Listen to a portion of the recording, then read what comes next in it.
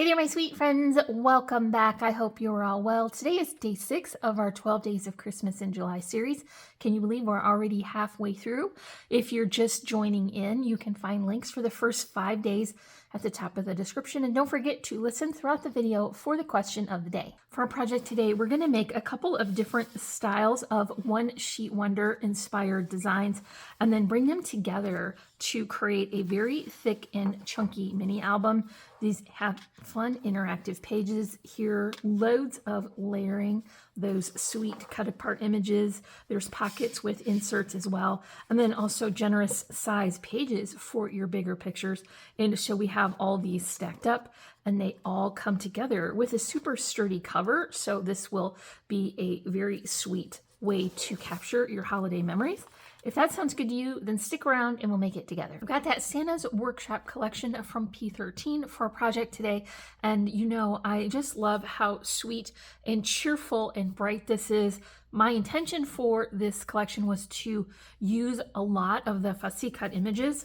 And ironically enough, when I got done preparing to have this assembled for a video, I realized I did not fussy cut a single one of these images out. So there's plenty left over for a future project. I'm thinking a scene card. We'll see how that goes, but we have plenty left over in this collection to create more projects. As I mentioned earlier, I have a plan to use these folded sections and then bring them together to create my album. And so my first one is going to be 6 inches high by 10 1/4 of an inch wide.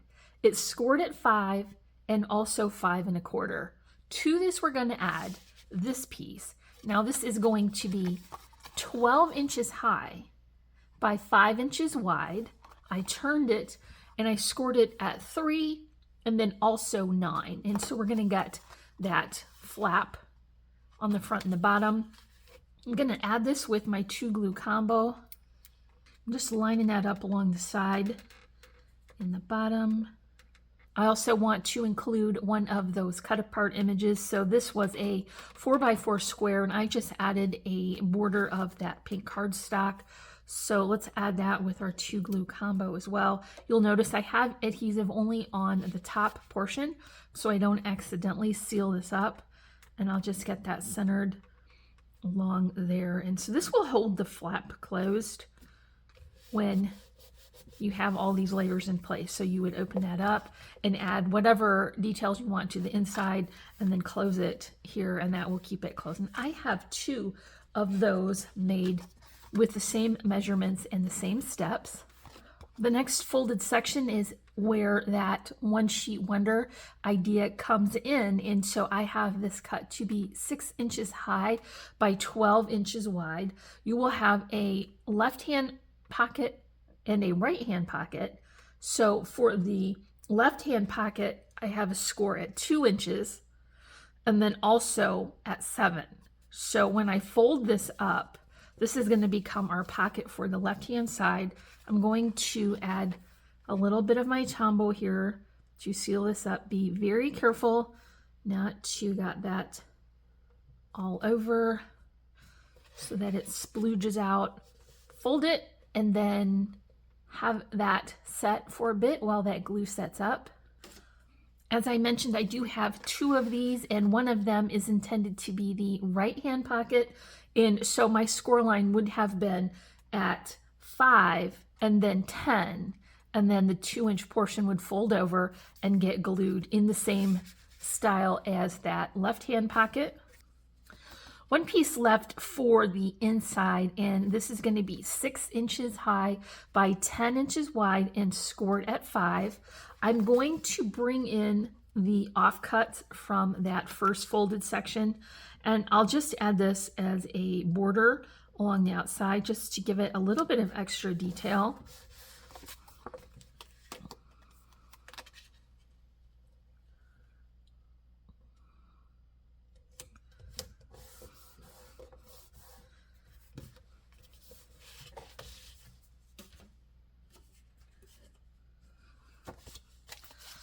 I mentioned that I wanted to have a sturdy cover as well. So I've got 2 pieces here of this lemonade pink cardstock.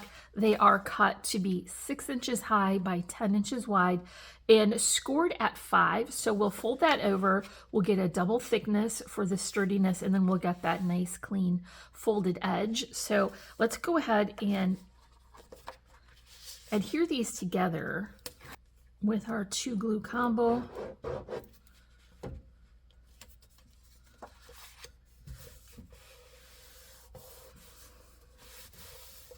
I'll do the same steps for this one as well. So we have one obviously for the front and the back cover. For the front cover, I've already added my double-sided adhesive.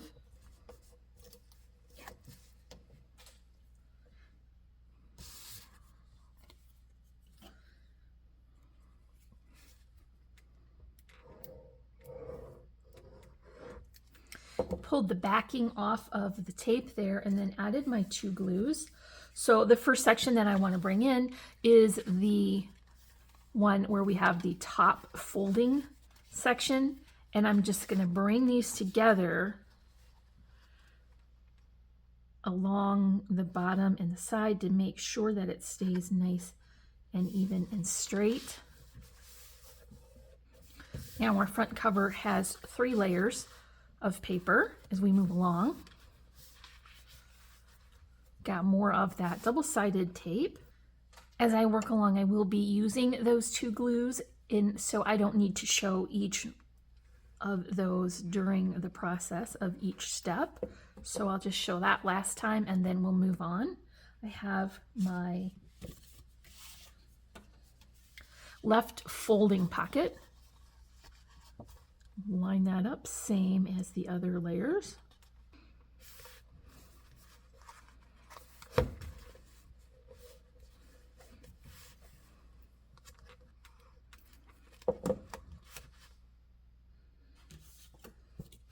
The next I want to add is that one where we added the border strip.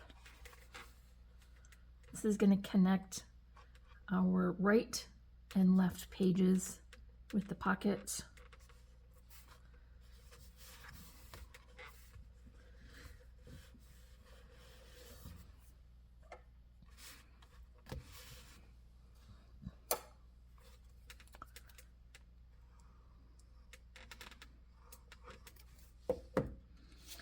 Next, I have my right side pocket.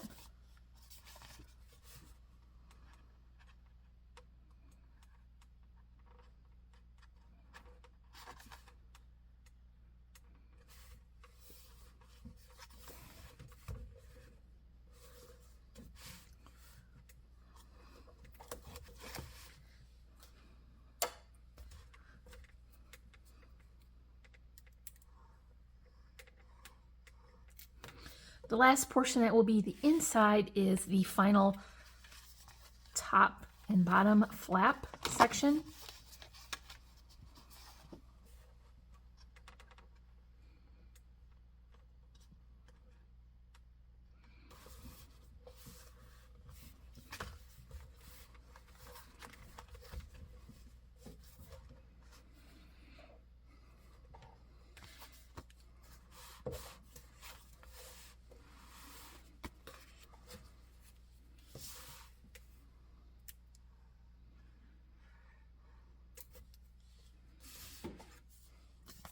Time for that back cover, and I did take a second to make sure that I had my scored and folded edge along the outside.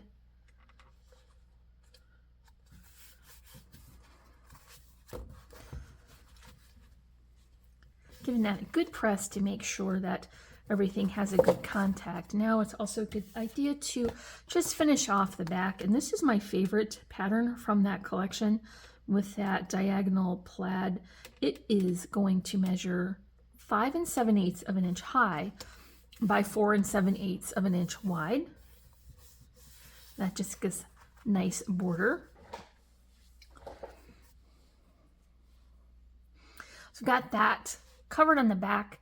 I also added a little bit of trim here that I'm going to use for tying this album up. Now, someone asked me in the comments why I don't add this underneath the layer on the back as well, but I just really love the texture and the extra detail that you get, so I choose to wrap mine around the outside on the back. But if that makes more sense to you to put it between the paper and the base, then that would be a design choice that you would make for your project. Okay, so now that I have that secured, let's add that same pretty plaid to the front.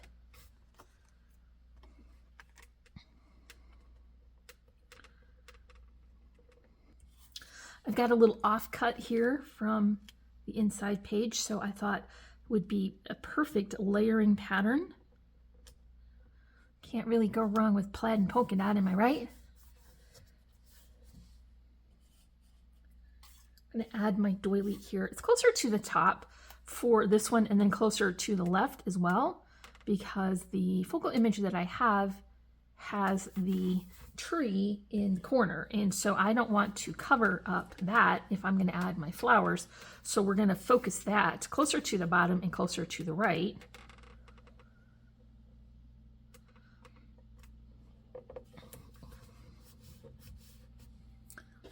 Got a pretty large flower arrangement here to fill in this corner.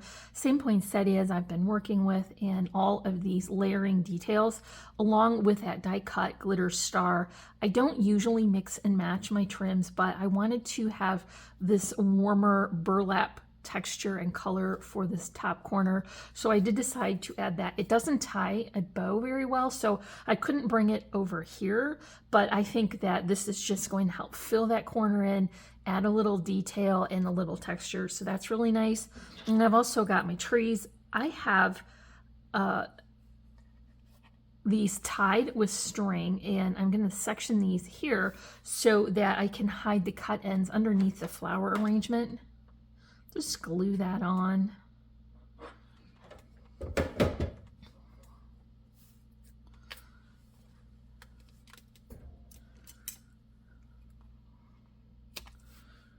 I'll add some hot glue to my flowers as well and adhere that to the corner. This is a really good time for the question of the day. So when it comes to wrapping your gifts, are you going to choose